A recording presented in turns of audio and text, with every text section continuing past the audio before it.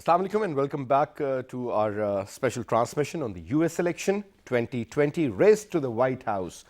As we earlier mentioned that it seems that most likely Joseph Biden is going to win this election and he's going to be the next president of America. But whereas Trump is concerned, currently if you look at the numbers, 214, this is the number that is being acquired by Donald Trump, whereas 264, only 6 away from the magic figure of 270 to be the president. That's all he needs. Joe Biden, maybe if he picks up Nevada, that was earlier won by Donald Trump in the previous election, he is going to become the president. But the million-dollar question is whether Trump is going to accept these elections. The answer is no, he is not going to. He's already consulted his team of lawyers, and he's going to go to the Supreme Court, where he has appointed a couple of judges of his own choice. They're conservative, and let's see what sort of a decision they give. But as far as recounting is concerned, just in case if it's under 0.5%, they'll be able to recount. That is the natural process. But it's over. If it's over 0.5%, then it doesn't happen. At the same time, I mean, earlier we had a word with a couple of people from the United States of America, and they said that situation in USA is not that great at the moment. There are mobs, there are people with weapons on the roads, supporters are there, and at the same time, having said that, there are certain areas which are very sensitive. In certain areas, looting has been reported, robberies have been reported, burning of the property, that has been reported as well. And at the same time, when you talk about the polarization in the US society, it's so visible now. The division is so clear that it could lead to a civil war-like situation also. This is what most of the analysts are predicting. But we hope and pray it doesn't happen, and there should be a free, fair, transparent election, and whosoever wins should be elected as the next president. Now, to talk about this election further, we have been joined in by our very dear friend, our colleague, Javed Rana Saab, who's a senior journalist. Thank you so much, Rana Saab, for your time. And we'll also be talking to Anwar Iqbal Saab, who's a very senior journalist based in Washington, D.C. And Anwar Saab, thank you very much for talking to us, sir. And we'll also be talking to Sohaib Ahmed Saab, who is an analyst and based in Virginia. Sohaib Ahmed Saab, thank you so much for your time as well. Rana Saab, let's start off from you. I'm sure you must have been glued to the television screen like most of us, and must be seeing all that is going on in the United States of America. What do you make out of it? I mean, one of the most closely contested elections, unprecedented number of voter turnout. I mean, that is also amazing. Your take, I think, yes, of course, one of the closely contested elections. The situation is probably more like what we had seen in 2000 when Al Gore was there, and then Bush had won, despite the fact that probably Al Gore had won the elections, and it was a controversial decision by the then Supreme Court. But he immediately accepted it. But he immediately Gracefully. accepted it. Now the situation is different. Donald Trump is not Al Gore. Is certainly not going to accept these elections. And he wants counting in certain states, and he wants counting to be stopped in other states. So he's not pursuing any, sort of any moral policy line.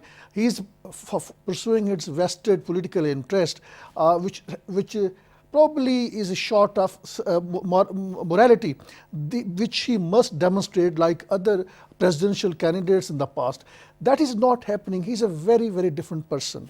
Now, there is at least 13% blacks in the USA. Of course, they are not going. They did not vote for the President Donald Trump. But what I'm feeling is that in case the Donald Trump resists, the possibility of a civil war is very much there.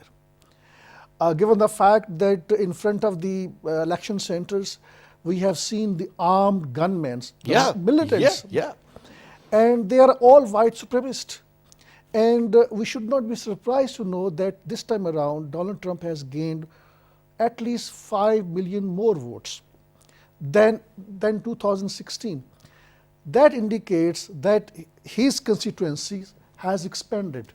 But given the fact that there is no more voter turnout this time around, that's why we are seeing that it's a close call. And obviously, the major difference that has been made by the early voting. Now, those 105 million votes, uh, they were huge. I mean, look at the So it's a number. big number. Very big number. I mean, almost 75% of what was the total number in 2016. So, Rana Saab, let me also bring in Anwar Iqbal Saab. Now, Anwar Saab, first of all, Assalamu alaikum, sir. And now the question is that, Walaikum assalam. Anwar Saab, I'm sure you must have been witnessing and watching what's going on out there, must be talking to the analysts and your fellow journalists as well. What do people make out of this election, sir? What people are exactly thinking at this moment? What's going on in their minds? What's brewing there? First of all, I think the elections were. Thank you very much for including me in this program. I think the elections have been fair and free. I didn't see anything. I think there was a ballot box or about President Trump and his group. They insist that there should be a cutout line for counting votes. So after that, the votes that were received after that cutout time should not be counted. While the Democrats are insisting that each and every vote that has been cast should be counted. So the That makes difference a lot of is sense, over yeah. this counting, not about any sort of real or perceived rigging. Now, why Trump is insisting on this fixing a cutout line? That is because he always believed that Democrats will have an upper hand in many ways. There, in this country, there's a general perception that those who vote for Democrats Anwar Iqbal university Saab, graduates or your voice is breaking up. Anwar Saab, I can't Yes. hear you clearly. As your voice is breaking up, I would just request my I know, production team to. and I'm having problem hearing you too. Yeah, so they'll most likely, sir, get back to you in a little while. Meanwhile, we'll talk to Sohaib That will Ahmed. be better. That will definitely be better. Anwar Saab, they'll get back to you so that we can have the Please. proper connection, Please. because I can't actually hear you, unfortunately. Please. Sohaib Saab, Please. now my point is, since we were talking about the US elections and the overall and the conduct of the presidential candidates, now since definitely there's no doubt it's a very closely contested election, it's unprecedented, yet the voter turnout was great, people came out, I mean, everybody was Hello. talking, and everybody expected that this is going to be a very, very close contest, which it is. Now, I'm sure you must be watching the television, observing what's going on. I want your take on this election, sir. How do you see this? Yeah, thank you for including me again. This has been very close, very exciting. You know, we typically in our elections, we've seen it where usually we know the results from the first night, even though we know that the counts are going to continue. Usually we know the results from the first night. So now it's, 2 days later, we still don't know. It's a close race. But as you guys can all see, Biden has a very sizable lead as of right now. And those states that we're still looking at are Nevada, Georgia, Arizona, North Carolina, and Pennsylvania. Just looking at those states, Biden currently has the lead in Nevada and Arizona. Just those two states alone, he gets the presidency. One thing with Arizona is there's the county which resides in Phoenix, Arizona. It's mostly Trump supporters. So there's a balance whether the mail-in ballots are coming from Trump supporters or Democrats or for Biden, because in this election Democrats have voted disproportionately in mail-in ballots. So all the most recent ballots in these other states are coming from Democrats. The Arizona is the one question. Although Biden has that sizable lead, it could go down. Again, you said it's a close race. It is a close race right now. But if you look at Georgia, what's happened in the last day or two, that lead has gone from anywhere from 300,000 down to less than 20,000 right now in Georgia. So what the Secretary of State in Georgia is currently saying is within the next 10 hours or so, we'll have better results in Georgia, which shows that the lead will shrink. And in my perception, I think Biden has a great chance in Georgia. I think Biden has a great chance in Pennsylvania, Nevada, and Arizona.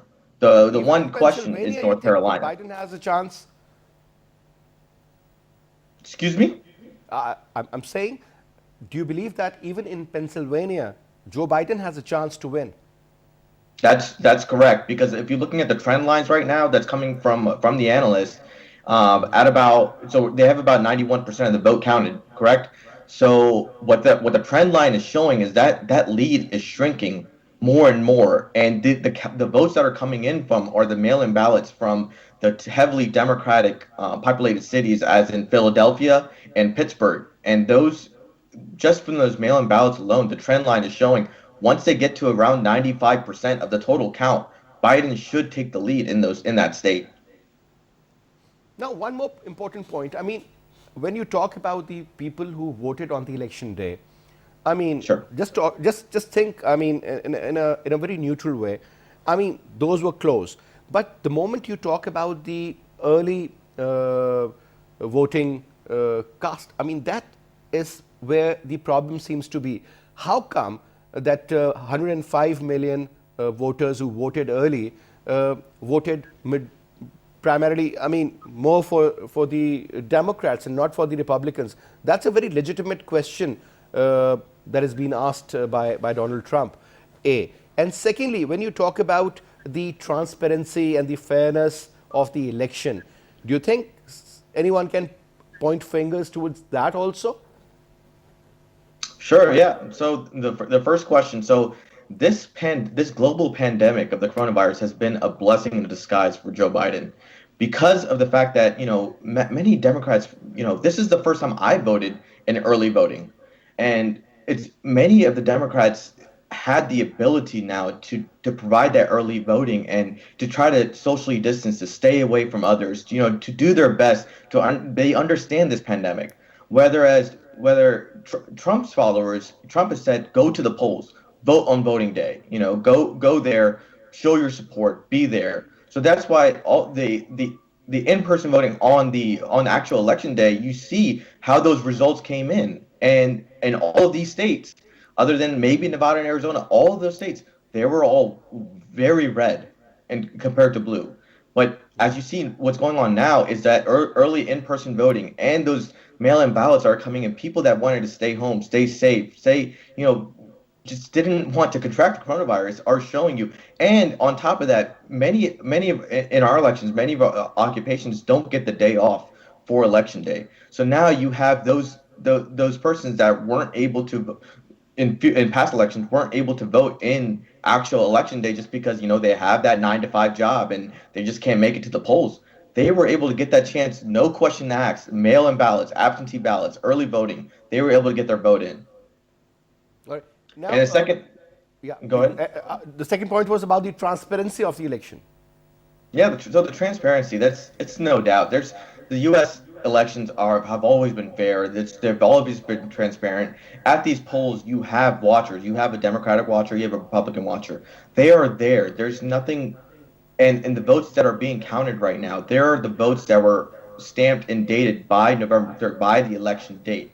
Yeah, there are some states that may not allow votes to count it after that come in after, but this is a fair election. There's no question about it. All right. One more point before I put a question to my guest in the studio, and that is about the overall understanding regarding the votes by the blacks, Hispanics, Asians, Muslims, primarily non-whites. How do you see that trend? एक घंटे में उठा दूंगा मैं. Yeah, so I guess this, like, I love to bring this point up too. So in Florida, you have a lot of the Cuban voters in Florida, and Trump really got that Latino vote because of the misrepresentation of the whole socialist aspect, that Biden is a socialist. So a lot of the Cubans and, say, Venezuelans that fled from their countries, as refugees and came to the United States, mainly residing in Florida, they know what socialism is like. They don't like it. And they believe Trump. They believe his misinformation. What they understand is that no socialism, that's bad. We're going to vote for Trump. And Biden's campaign, I'm sure they're seeing that now, that they really lost Florida because of that Cuban vote. I would All say right. one good thing about Biden about getting the non-white vote and getting he's really got the black vote in his pocket. He's got other Latino votes in his pocket. He's got Muslim votes in his pocket.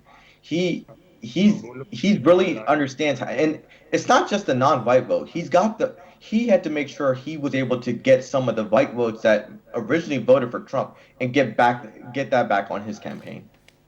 All right. Now, Anwar Iqbal Sahab, I hope this time you can hear me clearly. I do, but I don't know if you can hear me. Can you? This is perfect this time, sir. I can hear you very Okay, clearly. thank you. Now, sir, yeah, Thank you. your understanding in your comment on the election 2020, sir, things are very different. We were having a word with a few people in the United States of America, and they said that law and order could be a huge problem in the coming days. Let's start off from that point, sir. See, it is all connected to the polarization of the American society that happened during the last 4 years. President Trump came with a particular mindset, a sort of a mandate, and he tried to tilt the country towards far right. So things like, say, since it concerns us, that's the first thing that comes to our mind, which is the so-called Muslim ban. But there were other things too, like undoing Obama's healthcare system, giving tax breaks to the rich, and tightening policing, preventing immigration from coming to the country, building the wall along or trying to build the wall along the Mexican border, and all those things. They did two things. Number one, they regenerated Trump's supporter, and these are the people who always existed, but they were on the fringes of the American society. These were the people who, I mean, if you go out in the rural area, and I lived in one such area for like 3 months in Illinois, in a college town where there was nothing but cornfields for hundreds of miles. And there were people who believed that the United Nations was a conspiracy against that if America has nuclear bombs, why does not it use it? And that this is a white country, we should kick out every non-white. But these were the people who thought that they had no say in the American political system, and they will never have a say. And therefore, most of them did not even bother to vote. What Mr. Trump did was he motivated them, he brought them into the system, and now they are obviously not willing to give up or give in.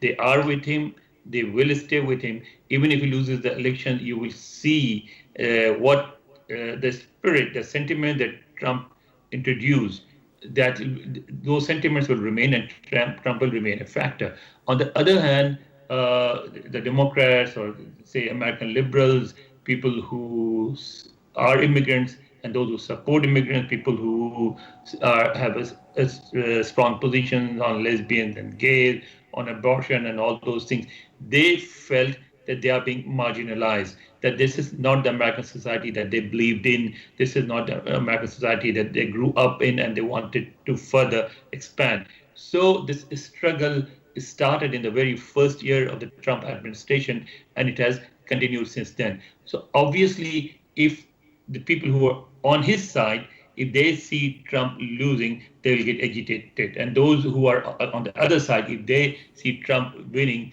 they will get agitated too. I have believed since the beginning of the campaign that this was not a Biden against Trump contest. This was Trump against Trump.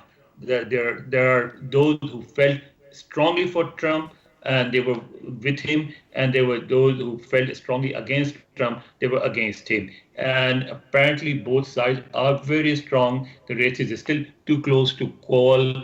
And as this tension continues, so does the fear of violence. People have boarded up their shops. People are warning each other. I even saw a warning in Urdu sent by the cell phones to many Pakistani cab drivers, asking them not to go out in sort of risky areas during the election season and all those things. So these things, and if the results fail to establish the winner in a strong way, then this tension will continue, and there could be violence in on the streets. But having said that, I also have a strong faith in the American system, and I believe that the system will prevail, and it will be able to come out of this crisis too. All right. Now, Rana Saab, when you talk about Arizona now, that is also a state, I mean, if you look at these half a dozen or dozen states maybe, like including California, Texas, maybe Florida, etc. I mean, they have got a very huge weightage in the election results. This time, I mean, because I was just reading that during the last 72 years, only once in Arizona, the people supported the Democratic candidate. This time, it seems that this could be the change. I mean, if he loses Arizona, Joe Biden, then obviously it is going to give some support to Donald Trump. But at the end of the day, the number is 6. And then you're talking about those states, I mean, where the difference is decreasing rapidly as the vote count is going on. Whether you talk about Wisconsin or you talk about Georgia, North Carolina for that matter, Pennsylvania, and so on and so forth. So, tell me, I mean, there are certain liberal states, there are certain conservative states. Liberals are mostly with the Democrats and the other way around for the other party. How do you see the difference so close yet could make the difference? Sometimes, you know, you end up getting more popular votes and you end up losing the state. So this is also, it has happened. Same thing happened last time. Hillary Clinton had won the election. The popular vote, she had won the elections. Yeah, she had more than 3 million popular votes. Exactly, but nonetheless, she lost it. I think this time around, the situation it may not be very different. But again, we have to see the bigger picture in the USA. It's no longer the USA that we used to see some 4-5 years ago. Now, there's. Do you think during the Trump administration, the US culture, you know, or the outlook, it has really transformed? I think the US has shrunk. No longer people call the US as a superpower. Now we have a world which is more multipolar.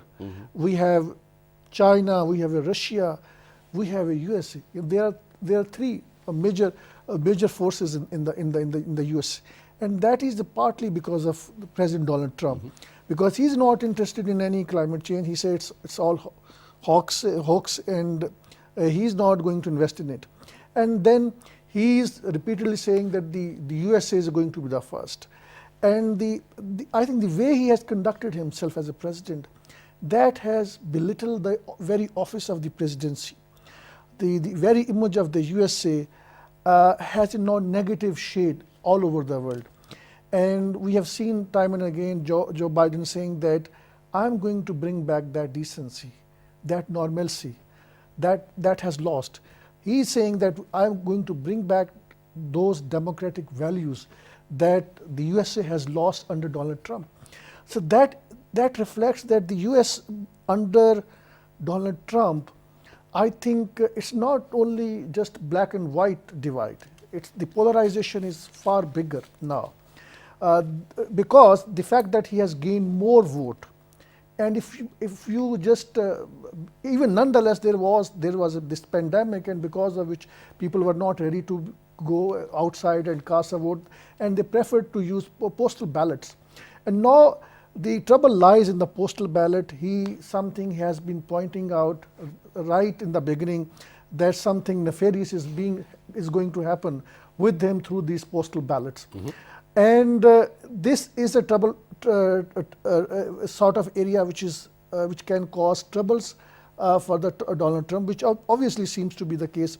Now we have also to see a bigger picture, and that is that the deep state in the USA, they have turned against him. Because the USA has been gaining its strength from its foreign policy. And under President Donald Trump, he has demonstrated that the USA is no longer interested in Afghanistan, no longer interested in the Middle East, and he has followed more sort of ideological, religious agenda in the Middle East. So we'll definitely talk about that, because this is exactly what I wrote a while ago, USA foreign policy, and especially. But so I was just told by my producer that we've been joined in by Shahid Ahmed Khan Sahab. He's the advisor to the presidential candidate and the former Vice President Joe Biden from the Democrats, and he's going to join us from the United States of America. Shahid Sahab, Assalamu alaikum.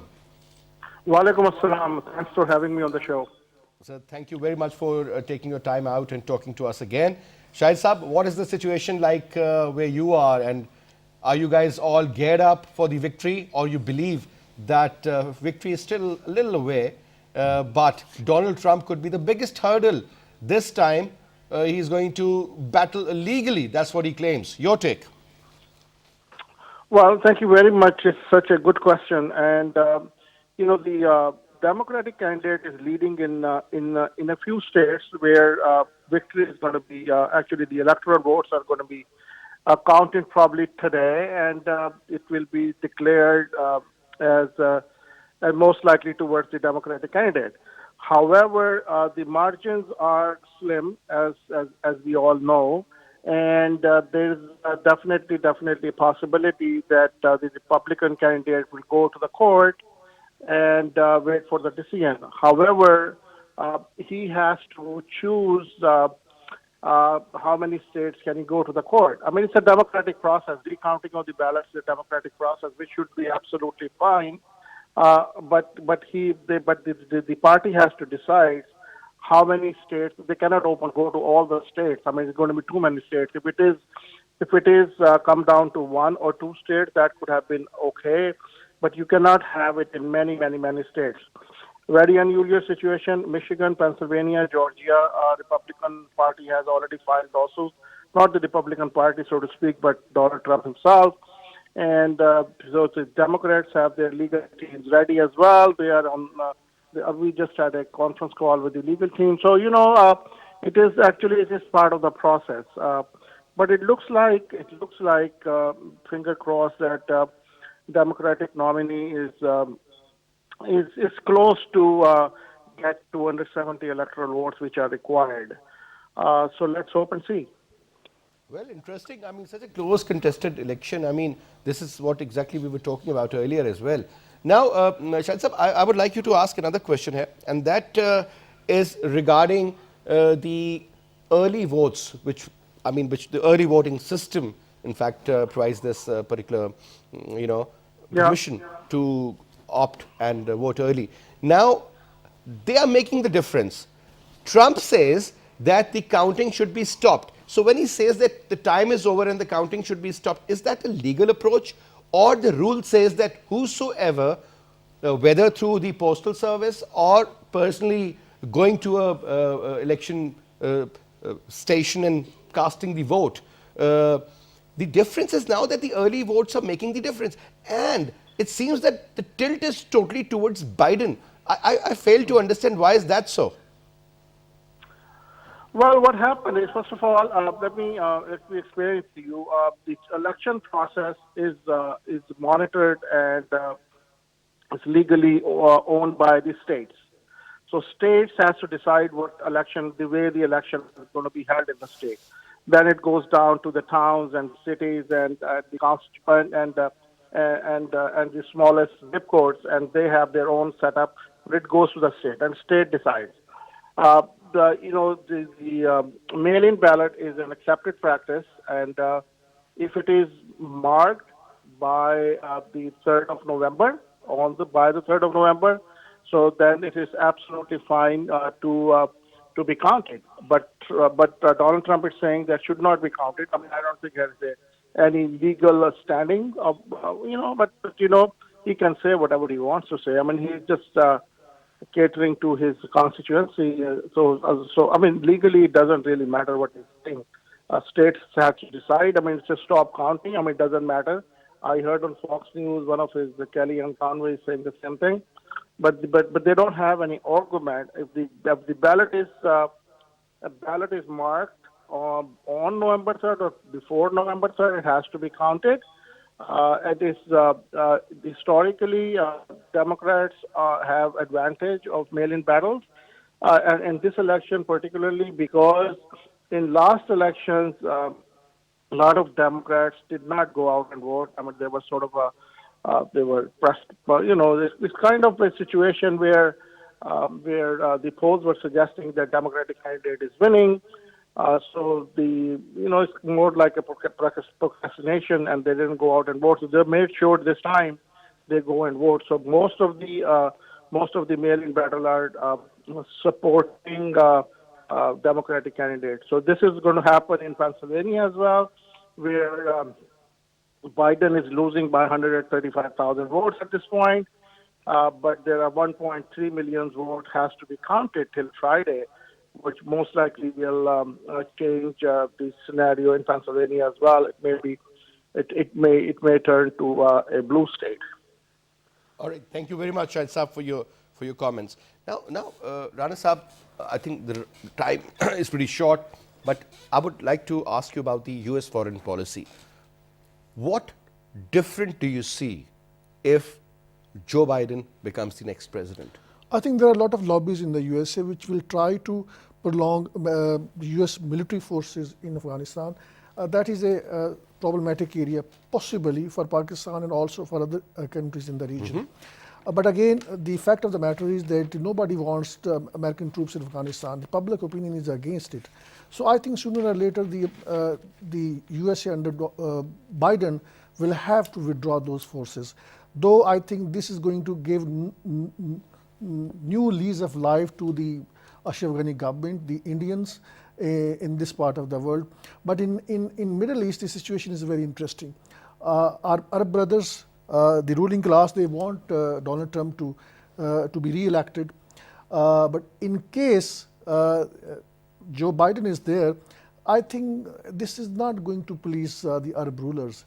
Iran would be pretty happy because they want that their nuclear deal may be returned to its JCPOA, basically, yeah? Its original shape back in 2015. So then I think in a broader picture, the Joe Biden's presidency would be relatively better for the Muslims. I'm saying the word relatively, but again, all these presidents over the course of the decades, Republican and Democrats, their policies have not done any good to the Muslims. Generally speaking, it is believed that the foreign policy remains the same, generally. Generally. But this time, because Donald Trump reversed, Joe Biden was the person who was the vice president of Obama, who took the initiative and was very happy. Now, same question goes to first to you, Anwar Saab, regarding the foreign policy shift, if there is a possibility regarding the AFPAC or South Asia, let's put it this way, and the Middle East in particular. China, maybe it might remain the same, or you believe that the overall foreign policy is normally the same track, whether it's the Republicans or the Democrats. Your take, Anwar Saab? Let's start with Iran. As you said, Biden was a part of the team that negotiated the nuclear deal with Iran. And obviously he has said so, and he is interested in reviving that deal. If that deal is revived, then of course the United States will have to relax some of the sanctions or most of the sanctions that it imposed on Iran.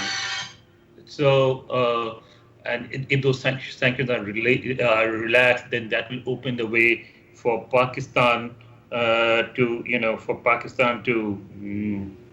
Pakistan has long desired to have this gas pipeline between Pakistan and Iran. There will be an opening for that. There will be better economic relations between Pakistan and Iran if those sanctions are relaxed. And the Iranian economy will improve. That will have an impact on the Middle East because that will give Iran a greater say in the Middle Eastern affairs, which obviously will irritate the Arabs, and they will resist that. So again, there will be a benefit for Pakistan economically, but politically it will create more problems because then the Arab-Iran conflict will increase, and so it will increase the pressure on Pakistan to take sides on this conflict. Then coming to Afghanistan, I think with the Trump or Biden. They're not going to withdraw, even though Trump says so, but they're not going to withdraw all the troops immediately from Afghanistan. They will have some sort of presence, not as big as it is today, but they will continue to have some sort of presence in Afghanistan. Trump, even if he loses, he's going to remain in the President House till the 20th of January. And that means more than 2 months. What if he takes certain steps in which he says, well, you know, by, as earlier he mentioned that by Christmas, our boys should be back. I mean, what if he takes cannot be some done overnight. decisions in Cannot a be hurry? done. It cannot be done. It's not possible. It's not possible to make to take a decision and implement it by the January 20th. No, that cannot happen. So there should be some sort of military presence. Saying it during the election campaign is one thing, and implementing is another. Even if he gets re-elected, he's not going to do it immediately. Correct. On India, whether it is Biden or Trump, there will not much change in the U.S. policy towards India, because the U.S. policy towards India is actually a part of the U.S.-China policy. China is seen as an adversary which challenges America's superpower status. The Americans are interested, both Republicans and Democrats, in containing China, and they see India playing a role in that. They also realize that no matter what, Pakistan is not going to give up its relations with China and join the camp. So India will remain a favorite country in South Asia, and we may see statements from Biden on the human rights situation in Kashmir, but we'll not say much more on the Kashmir issue either. I see in the Middle East, yes, Biden will also encourage Arab countries to recognize Israel. Biden will also will try to create more comfort for Israel in the Middle East. I also don't see much of a change. So more or less, the policies will continue, except a change on US-Iran relations, which will impact Pakistan as well. All right. Let me put the same question to you now, Suhaib. The impact on various countries, because United States of America rules, it has the biggest military power, it's the largest economy, and they mean business. So, foreign policy change, do you see that? Yeah, just like Anwar had mentioned, foreign policy, I think it's going to continue to go smooth relations. As you can see, the huge recognizing Israel with the Arab countries and those relations. This is, unfortunately, it's an improvement in the Middle East. It's an improvement for those relations to happen. It's an improvement for the world. And I think now the world sees it. Now it's going to continue. Again, as you mentioned with Iran, that's something that, the nuclear deal with Iran, that's something that Biden was involved in heavily. And I think that's going to pick up again. And it's not just the Middle East. Let's talk about global climate change and getting back into the Paris Accord. So that's huge. And as a Democrat and as Biden's ready to get back into that. Secondly, when you talk about, because we just had a word with Anwar Saab, and he was telling us about the change in relation with Iran, with South Asian countries. What about China? This circling of China, and when you talk about the kind of sanctions Trump used to threat the entire world with, especially Chinese, and so on and so forth, do you think that kind of an attitude would change? Oh, big time. This trade war, it's, you never really heard of a trade war back when Obama was president and Biden was vice president. So I think that whole concept is going to change with China. I think there's going to be a lot of maybe behind the door deals. A lot of you won't be seeing it. It's not going to be as public anymore. All right. Now, since we're talking about the current relationship, one thing which really bothers me is about the change of the capital in Israel, the kind of attitude of the Arab Gulf countries in particular, and their shift and tilt towards Israelis on the behest of the Americans. Because he has been very openly saying, I remember when Shah Salman was there, and he said that, well, they can't even keep this kingdomship active this without way us for a week if we don't support them. I mean, that was a slap on their face, to be very honest. And secondly, the kind of business deals he made. Well, $14 billion, that's peanuts for Saudi Arabia. So you'll be buying this and you'll be buying this. And he was cracking those jokes and signing the deal for worth, God knows, 400 billion or something worth of purchase by the Saudis in the coming years. That was alarming. And then when you talk about Jerusalem and the kind of role Gerard Kushner has played over there, do you think things would stall, halt, or continue in the same way, or will reverse? Let's hope the Joe Biden is there, because if the Joe Biden is there, I think the policy shift, there is going to be some sort of policy shift. It's not revival of the nuclear deal with Iran. I think Israel doesn't feel comfortable with Joe's presidency. The reason being is, it's a Golan Heights. They recognized the right of Israel, that it's a part of Israel. Though you know why I put this question? This is to a very you? If you important remember, question. Netanyahu visited America when Barack Obama was the president. He spoke in the House against Barack Obama, the president of the United States of America, while Joe Biden was the vice president. That's the reason. I think The same person versus the same person. Netanyahu had troubles with the Democrats. I mean, it's a well-known fact. Now, what is going to be the policy of the Joe Biden on Golan Heights? Is he going to reverse that recognition, number one? And number two, will he also reverse the capital from Baitul Muqaddas to Tel Aviv? And the third important point, that this so-called deal of the century, which means actually recognizing these all illegal, more than 200 illegal settlements in the West Banks, and saying the Israel is justified, and saying that if there is no if it is not deal, then there is no deal. You will I mean, the kind of the rhetoric that we have heard from the White House on Middle East, particularly on occupied Palestine, that is horrible, because the Palestinians are, they are in a kind of situation. On one hand, they have lost support from their Arab brothers from Saudi Arabia, practically UAE, Oman, and other countries. Sudan is also have lately Bahrain, and all these. And I think there are more countries in the line in case Donald Trump makes it to the presidency again. So, and I think in case he makes Donald Trump comes back to the power, that is going to be also cause problem for us also, because there will be more pressure on Pakistan from our Arab brothers to have a soft policy towards Israel. The problem with us is that we can't, because of now Israel is hands in glove with India. Yeah. The entire replica of their policy in occupied Palestine, it has been executed in the disputed Kashmir. Absolutely, same way, 100%. So probably Pakistan would be getting little relief, though we have a close, narrow interest that if Donald Trump is there, there will be Americans pull out from Afghanistan sooner than later. But I think overall, it serves Pakistan's interest that if Joe Biden is there. Unfortunately, Donald Trump is the kind of president who has pursued ideological agenda, evangelical agenda. They have almost 20 to 25% vote in the USA. And then they have linkages with the Zionists. And they have pursued their agenda in the Middle East, and it's all paranormal phenomena. I've seen documentaries on it. I've read the stuff. It's all they blame us that we are extremists, we are fundamentalist.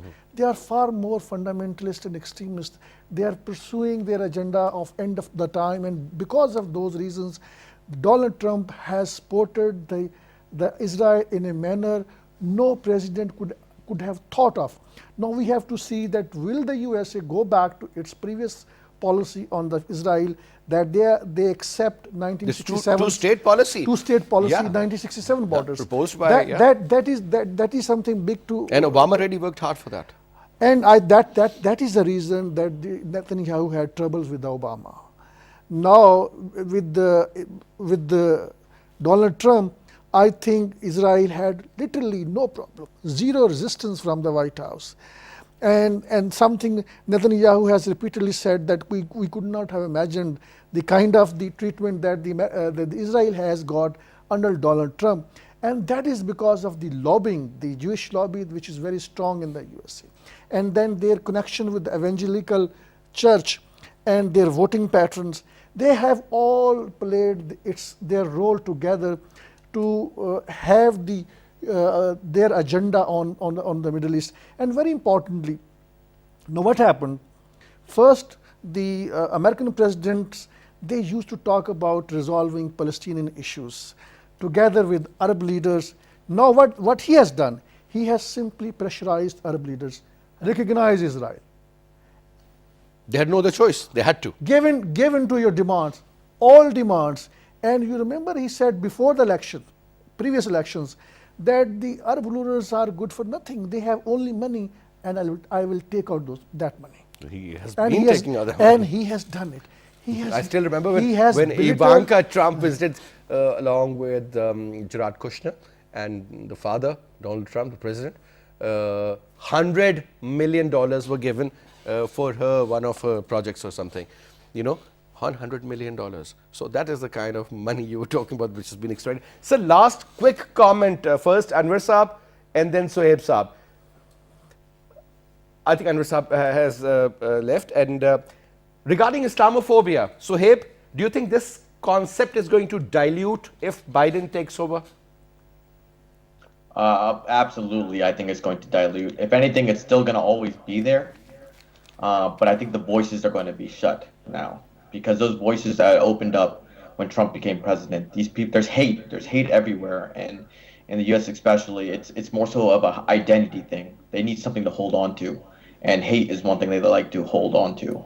And I think with Biden coming back into, when the Democrats coming back into power soon, I think that hate is going to be bottled up again.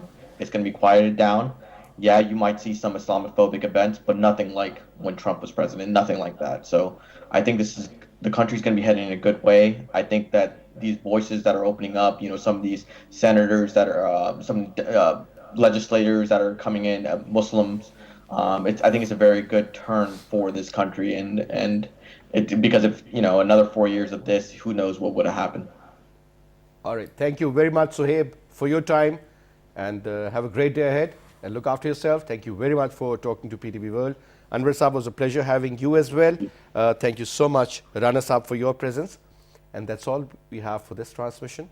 Inshallah, I'll see you again. Till then, you take good care.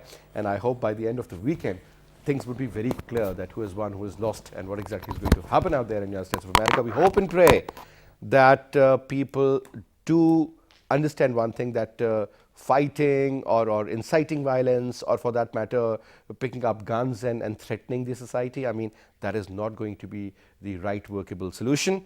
I think people should calm down. People win, people lose. This is the way it is. It's just like a game. You contest, you give in your 100%, but anyway, at the end of the day, was a brilliant election, very close. Let's see what exactly happens. And I think, as I earlier mentioned, after the weekend or even during the weekend, we'll be able to know exactly how things shape up. Thank you very much. Khuda Hafiz.